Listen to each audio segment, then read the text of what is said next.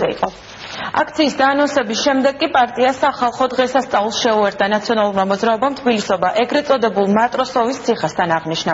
საპარლამენტო ოპოზიციის წევრები ციხის მიმდებარე ტერიტორიაზე იმ მოტივით შეიკრიბნენ, რომ დედაქალაქის ყოფილი მერისთვის გიგი უგულავესთვის სახალხო დღესასწაული მიელოცათ.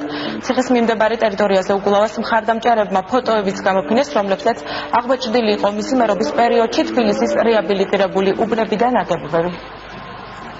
ეს ჩვენ მოსვლა სიმბოლური დატვირთვა აქ. ძალიან მიხარია, რომ ეს ყველაფერი გიგის სახელს უკავშირდება, რაც თბილისში გაკეთდა.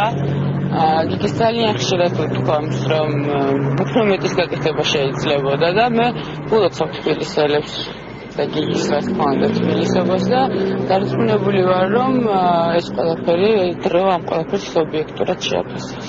გიგი უგულავა დარწმუნებული ვარ, რომ არა უსამართლოდ მისი მოთავსება წინასწარ პატიმრობაში იქ სადაც ეხლა ვართ იქნებოდა თბილისობაზე, სადაც წლების განმავლობაში იყო და სადემონსტრაციოდ ჩვენ გავმართეთ და გამოფენა თუ რა გაკეთდა უკანასკნელი წლების განმავლობაში.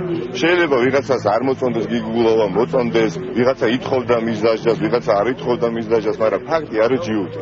რომ ამ ადამიანმა ძალიან ბევრი გააკეთა თბილისისთვის. გიგი უგულავა არის პოლიტიკური პატიმარი, ოლიგარქ ივანიშვილის ღია საჯარო დაპატიმრებული ფიგურა, თქვენ ხედავთ